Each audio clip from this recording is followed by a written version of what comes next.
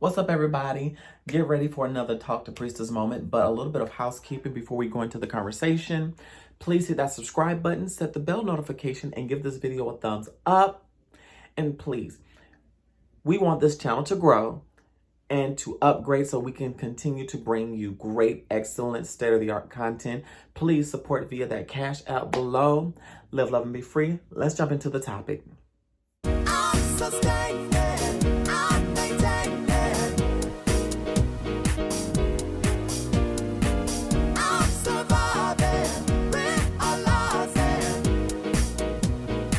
What's going on, family? It's time for another edition of Talk to Priestess right here on Conversations with the Priestess. I was debating whether I really wanted to do this video or not, but here goes. I want to talk about how Black women are treated, particularly in America. And this comes on the heels of relationship guru, controversial personality, misogynistic, chauvinistic, Kevin Samuels. Unfortunately, on this past Friday, May the 6th, he passed away at the age of 57. And he was known for critiquing women and telling them how to seek out the man of their dreams and how to be a woman, which we have all found to be problematic, very misogynistic and disrespectful to women. And to hear him critique women based on their weight, based on them having a child from previous relationships and making decisions on going celibate until they found the right one, or just because a woman is driven and wants someone to match her or meet her halfway. And to hear how he has told us to lower our standards. And throughout history, we see how women were treated as property. Back in time, we had where women could not get married unless they were able to provide some type of a sizable dowry, or some type of offering of substantial value in order for her to be married. Marriage wasn't always for love. It was for economic reasons. It was for various reasons. And with Black women, especially in America, we're brutalized under the harsh system of white supremacy. And you see how we were treated in slavery as well. And throughout history, that has reigned true. I'm not going to go into detail with a bunch of history, but we know that we live in a patriarchal society. And especially me being from the church, seeing how women were taught to be submissive, taught to go after a God-fearing man, a man that we were to submit to, that we are supposed to do what he tells us to do, say what he tells us to say. And how even now in places we see that some men want their women submissive like in the olden days. And thankfully women can own property and we can vote now. And just how women weren't afforded certain things, but as Black women, we're told that we can't be sassy because that's looked down upon. It's not womanly. It's too much for the Black woman. And we see these tropes played out on social media with various comedians like Pat DeLucky. Yes, sometimes in Tyler Perry movies, how the Black woman is the damsel in need of saving. And she's looked down upon if she's a little too sassy, but it's necessary for Black women. We have to be outspoken or else we're going to be taken advantage of. And I'm speaking from my own experience. And this is why I'm doing this video, right? And yes, we can have our education, but don't try to take a man's place. And I'm like, what if the man is not doing his job? Somebody has to lead. And for those that like to quote the Bible, we have women that did powerful things. Women that, because they were in certain occupations, they helped people get to victory, and that's often forgotten. Let's talk about Rahab in the Bible. Let's talk about Mary that had the weight of bearing Jesus. Let's talk about Deborah or Deborah the judge. Let's talk about the women that stood beside these men in these difficult times. But they don't want to do all that. And It's odd to me that we as Black women are fighting for Black men, but we can't get that same protection from our own Black men. And yet we're relegated to the system as well. We're relegated to the unrealistic beauty norms that men place on women. Because if you're not if you don't have the supermodel body, pretty long hair, light skin, then you don't matter. And we see this every day in the media, that if you're not a certain type, you're overlooked. And it's wild to me. And I have had men tell me being a woman, yes, a woman of trans experience, that, wow, you're a driven woman.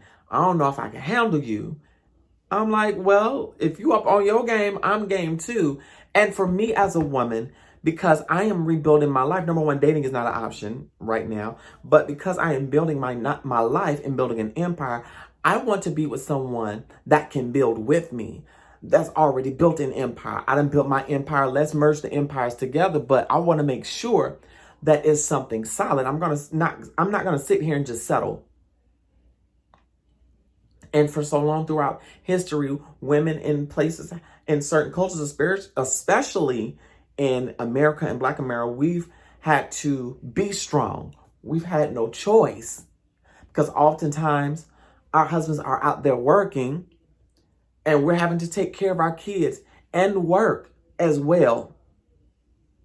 For some, you may have been a stay-at-home mom, taking care of the family, taking care of the bills, not being able to have a Mother's Day out or a me day. And we still get bombarded with pressure to be this nice, prim and proper, strong woman, having to take on the weight of the world. But I feel, and especially Black women, because we come from the ancestry where our ancestors saw their family being torn apart because of a system that did not value their humanity, told them that they were less than, that brutalized us. And today we're still getting brutalized by the Black men, and it hurts me because now, as you know, in America, a lot of the beauty standards that we have come from white supremacy and what white people deemed was acceptable. We even see this in the professional spectrum, and the tropes that are thrown at Black women as being the ratchet type, the bangy type, the loud ghetto type. Or then we have the trope of the driven Black woman that don't need nobody, that don't need a man.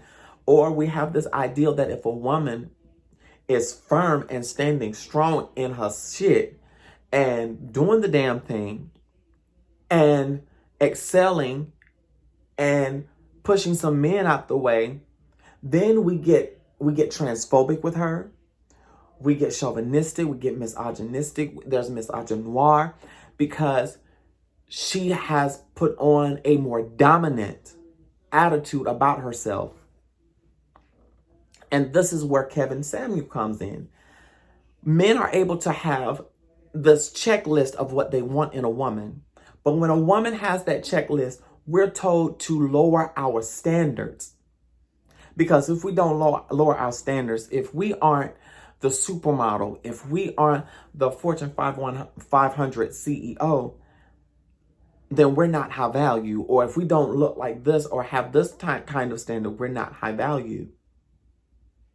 So you call yourself a high value man and you have all this value, but really you're narcissistic and insecure in your masculinity, because it should not bother you that a woman is strong, that she's feisty. We have to be feisty. We have to be outspoken because it can cost us our life. Being a woman in America is hard as it is. We can simply tell a man no or that we're not interested. And we're called out all kind of hoes and bitches anyway, just because we have a standard or we're not interested. And just by us using our voice, it's deemed as a threat. And I've watched this when it came down to the scrutiny that Lady Michelle Obama underwent by her being a Black woman in one of the most powerful positions in America as the First Lady of the United States and all the work that she's done. Same thing with Justice Ketanji Brown Jackson. How we see how because she was a black woman, of course, certain Republican people had the audacity to try to question her knowledge as if she didn't know what she was talking about. She used her voice. Even when little girls at a young age use their voice to speak up about what's happening to them, they're often hushed. And we see all of this pouring out from Kevin Samuels and those that think like him. And for everybody saying that he said some truths and he made some valid points. As for me, I can't watch a whole video. Just seeing the clips are enough for me. Because why would I want to subject myself to that? Why should black women have to settle? And we see this spill over as it goes across racial lines, how black men state that they date other women, primarily white women, because they're more submissive. I can run over them easier. I can't do that with a black woman. Because there's no doubt in my mind, if you were blessed to have a figure in your life, a male figure in your life that told you, hey, let me teach you some things. Let me teach you some things. Not everybody was afforded that. And we may have had to learn that in a different way. We may have had to learn that from experience. But black women have to be strong. We have to be feisty. We have to be outspoken. We have to be bold. Because if we're not, people will easily run over us. Men will easily run over us. And, some people fit that, oh, I'm just going to submit to my husband. I'm just going to be submissive and follow wherever he leads. But for me, that should not be in the year of Beyonce 2022. It should not.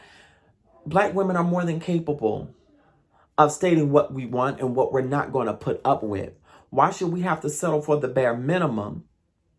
And it's a double standard that a man can do the bare minimum. A man can wash his behind, and that's a goal for the day. But if a woman doesn't come out with bundles of hair, in the latest heels, wearing a tight dress, looking like a brick house, then, she needs to get herself together because she's just going to have to get whatever she can get. And what is this concept of a high-value man anyway? Because the way y'all are depicting it is that he's narcissistic, egotistical, and just all around an evil person that feels like women are his property. And I understand that because, unfortunately, white men are in power, and therefore because white men are in power, therefore white women are like protected because they can go to that white leader and say something, We see this throughout history, how white women have weaponized their privilege to wreak havoc on societies, to wreak havoc on black people. We saw this with the Emmett Till situation. We saw this in various accounts throughout black history. But yet, in order to have that white privilege or a seat at the table, black men will liken themselves to whiteness and totally shit on the black women like they're nothing, forgetting that their mothers, their sisters, their aunties, their ancestors, and yes, your children are going to be black. They're going to be considered black at the end of the day. And you assimilating to whiteness, unfortunately, can only take you so far. Because at the end of the day, you're still looked at as a black man. Black women aren't afforded that luxury of doing so. If we do so, we're called a bed wench. We're called the white man's whore, white man's trash. And there's also the divide when it comes down to skin color, because with dark-skinned women, we're often told that we're ugly. Or if we reject someone, I don't like dark-skinned girls anyway. But you go after the lighter hue because that's bringing you closer to an idea of whiteness that's respectable and acceptable in terms of your blackness and your status in community. And as it pertains to Kevin Samuel, I'm not celebrating his death. but I'm not mourning either. Why would I mourn over someone who left such a disgusting legacy before they left the earth? And the fact that he said women over 35 would die alone, and he passed away at the age of 57, and they had so much trouble finding a next of kin.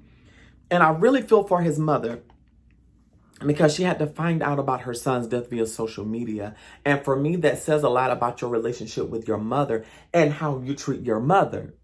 As a Black woman, if I see a Black man treating his mother like trash, or just totally disrespecting his mother in any kind of way, or he has no respect for the women in his life, because I watch. If I'm going on a date with someone, if I'm talking to someone, I'm going to see how you treat the women around you, how you value them, how you talk about women, period. Because if it doesn't match the respect that I give myself, I can't fool with you. I just can't. And I wonder what Kevin Samuels passing will mean concerning this high value man movement, because there have been so many podcasts that have popped up since Kevin been, and some have already always been there. They just got a little bit more popular because they think along the same lines as Kevin Samuel, and that is dangerous for Black women. That is putting us in danger. And that's really putting us in danger, because you have these group of men that really think that way towards Black women. And this says a lot about where we are in a society. And Black women ain't done nothing but help build the civilization. We poured our blood, sweat, and tears, gave our lives standing on the front lines to protect y'all and the children that you had us bear, that sometimes you forget even exist. And I'm not going there. But Black women are not the reason why the Black community is being destroyed. We're not the reason why our culture is being destroyed. And the patriarchy that I've experienced as a woman of trans experience, yes, being in the church and in dating, has been horrible, because you have a lot of trans misogynoir out there. And because I am a Black woman of trans experience, I'm supposed to just settle for getting treated any old kind of way. No, that's not, no, no. You're going to treat me with respect as well, because I am a woman who happens to be of trans experience. I am a Black woman at that. Cut it out, because I stood on the front lines fighting for you. Where's my protection? And for all you men who think like Kevin Samuels, who feel that women should be seen and not heard, that we're supposed to just submit or be some type of asset for you to bleed dry, you got the game fucked up. It does not work like that. No. We've been in that spot for too long, and we're tired. We're going to have our say whether you like it or not. We are not going to settle for you treating us like property. You don't have to pay a dowry for us anymore. We can make that decision for us. And I love this evolution of women that I've seen throughout my life. I love it. And I don't know if it's insecurity in one's masculinity why the Black woman is a threat. Because we already know the work that a Black woman can do. We've seen Harriet Tubman set so many people free. We've seen Dr. Maya Angelou liberate Black women, liberate the Black community. We've seen Black women reach to places that we never thought a Black woman would reach to, and is still making waves and fighting. Black women are the reason why we have a lot of the rights that we have today. You can thank a Black woman for that. But no, Black women are supposed to be this submissive, docile creature and not say anything about how we're being treated and not have our say in what we want. So I want all you men that think like Kevin Samuels to shut the fuck up and heal first. Live, love, and be free from the priestess smooches.